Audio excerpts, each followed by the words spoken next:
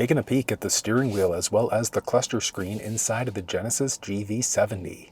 Now, this is the regular gas version of the vehicle. The electric is going to be slightly different, but if you want to walk through in the electric version, you'll find it down in the description of the video. First thing I'm going to point out is that the steering wheel inside of the GV70 is going to be heated.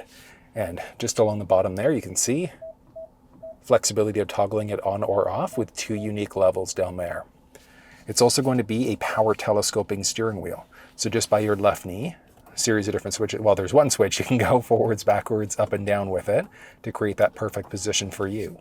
Once you have your steering wheel set up the way that you'd like to, your driver's seat set up the way that you'd like to, and your side view mirror the way that you'd like to, you could then push set and then either 1 or 2 for it to remember your own personal profile instead. Very useful if you've got multiple people driving the vehicle. And one nice thing, you can even lock that into your key fob. But I'm going to show you everything that you need to know. But first I have to say, I love the look of the steering wheel. It's great. And even the Genesis logo. There's a nice highlight right in the very middle there. It's like a carbon fiber design. I absolutely love the look of it. Stick on the left-hand side is going to let you jump between all of your different light options. So you've got off, auto is where you're going to be the majority of the time. And then if you want to permanently lock your high beams on, you're going to the very top. You can push away to flash those high beams or lock them on and then pull towards you to turn them off and then flash them.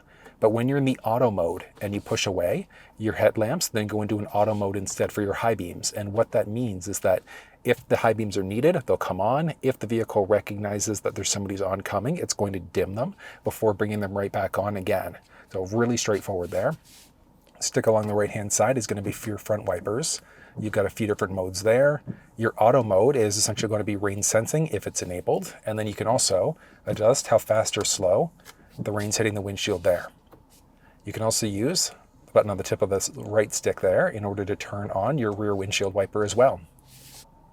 Vehicle does have paddle shifters, so it's your minus on the left-hand side and your plus on the right-hand side. So very, very useful if you needed to drop down in order to give yourself an extra boost of speed, or if you wanted to rely on engine braking. But if you want to walk through on how paddle shifters actually work, you'll find it down in the description of the video. I will point out that the cluster screen has also got the option for dimming. And just by your left knee there, there's a dimming switch that you can use in order to increase or decrease the brightness. Tons of different buttons that are available. So one on the top left-hand side here is going to be for your voice command prompt. So you'd be able to do things like change songs, radio stations, navigate using your voice and things like that. There are a ton of different features available. And then if you do a longer press and hold, if you're connected over Android or iPhone devices, so whether that's over Bluetooth or Android Auto, Apple CarPlay, a longer push and hold is going to activate your either Google or Siri Assistant instead. You've got your volume rocker here. You can push in the middle in order to mute. You can answer or hang up on a phone call. And then there are two unique buttons that you can adjust through the infotainment system. So you'd be able to do things like, change between all of your active sources, and then you can also customize the buttons here too. But that's all done through the infotainment system. But if you want a full walkthrough on the infotainment system, you'll find it down in the description. But I mean, there are so many things. So you can see there are different buttons that are available. What do you want it to do? So your mode button on the steering wheel, you can have it jump between all of your available sources that you would typically use. So if you jump between FM, Sirius XM, and Sounds of Nature, you can adjust it out that way. And then there's this custom button instead. And that custom button, what does that do? Reject calls, go to a privacy mode, go home, cancel, no, nothing, whatever the case may be. So it's going home right now. So if we push this button now, brings us to the home screen, push again to get to that main screen instead. And then you've also got a switch there, and you can see it's jumping us between all of our available stations there as well. Now, if we go into a different mode, so let's go to FM for a second, jump up and down that way. You can see it's jumped us, so that's essentially going to be our presets. But if we go here, can then do a push and hold in order to act as a seek button there instead. So it's pretty touchy-feely, but you do have the flexibility of being able to go up and down that way to change between different stations. The buttons on this side. So this is going to be for your smart cruise control system. You actually have to be in drive in order to toggle it on, and then you push up to set your speed, and then you can increase or decrease 1 kilometer, 1 mile per hour by going up and down this way. You can push there to pause or resume. You can hit the brake to temporarily pause and then resume from there. You can also set your distance. So there are 4 unique levels. It's how close or far are you away from the vehicle that's in front of you. I generally recommend level 1 for residential streets and then 2 or 3, depending on your own personal comfort level, on interstates and highways. But if you want to see what this system actually looks like in person when it's being used, you can find a walkthrough video down in the description. Then there's this one, which is the lane follow assist. Really brilliant system, especially when you use these in tandem. So one thing, the smart cruise control, there's no option for the regular cruise, so it's smart cruise or bust. When you use these in tandem, it's almost fully self-driving because this is going to slow you down or pick up your previously set speed, depending on how fast or slow traffic's going in front of you. This one keeps you perfectly balanced in your lane. So as long as it recognizes the lane markings, it keeps you nice and balanced, even around bends. So if you lose focus for a second, it's going to turn the steering wheel for you automatically. It is a really, really great system once you get the hang of it. And then you've also got this button to jump you between different screens inside of the cluster. But zoom in a tiny little bit and we'll go through some different cluster screen highlights. So you can see there, along the very bottom, you can see your current fuel level, and it's done as a gauge there, or as I should say, a number there, and then as a gauge along the left-hand side. You can also see your current fuel economy usage along the very bottom. So the temperature is there, and then fuel economy. So as of right now, I'm using 12.2 liters per 100. It's a little bit higher because I'm sitting here doing a video demonstration, but you can see that little notch right in the middle, and that denotes that it's 12.2 liters per 100.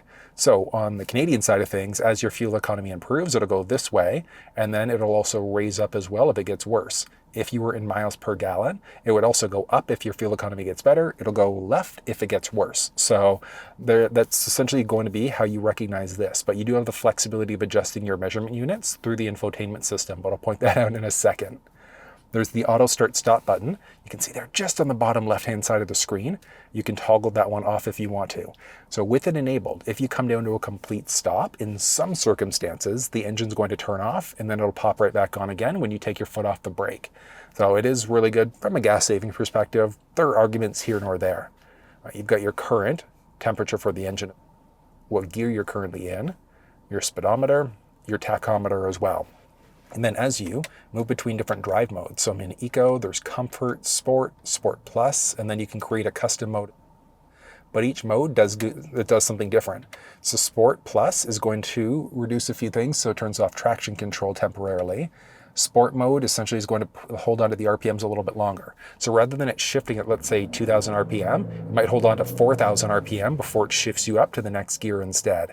So if you want the best possible performance, either Sport or Sport Plus is the way to go.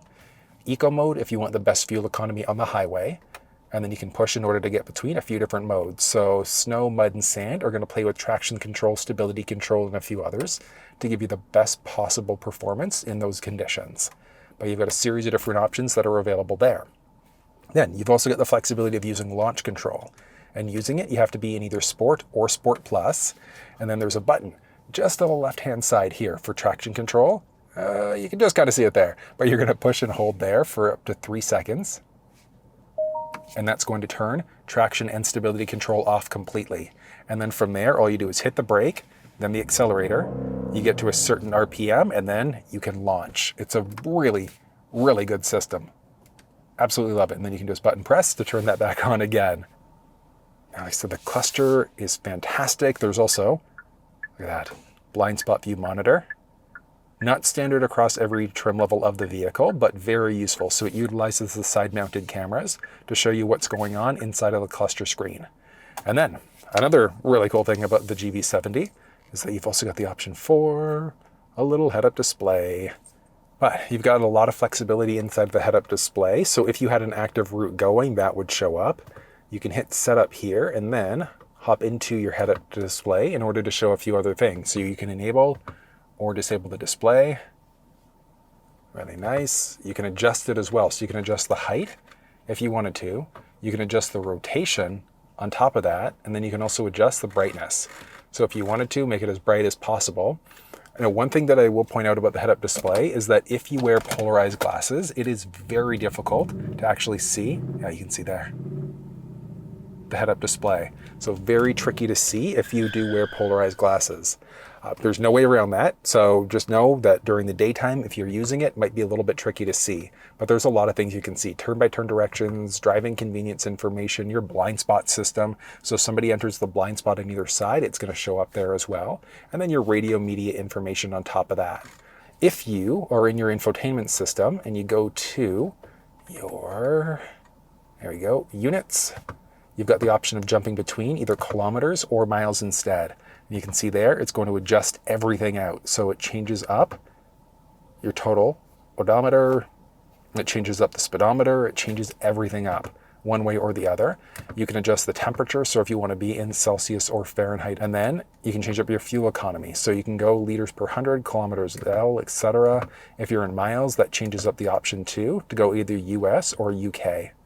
So there are quite a few different options that are available here for customization. So I know that that is a lot of information, but if you want to walk through the infotainment, you'll find it down below. But that was everything you needed to know about the steering wheel as well as the cluster screen inside of the Genesis GV70.